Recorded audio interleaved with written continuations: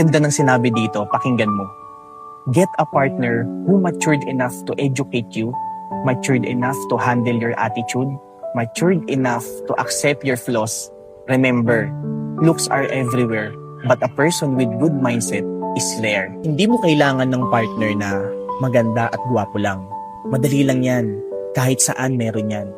Ang kailangan mo, yung partner na may emosyon at may utak. Yung kaya kang i-correct at hindi ka ito-tolerate sa mga kamalian mo. Yung kayang harapin yung attitude mo.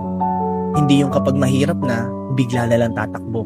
At higit sa lahat, yung tatanggapin ka.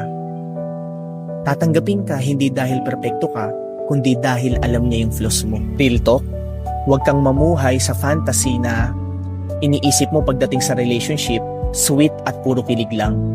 Dahil kung sa kilig lang yung babasihan mo, hindi yun ang totoong relasyon. Kung puro itsura lang yung hahanapin mo, kukupas rin yan.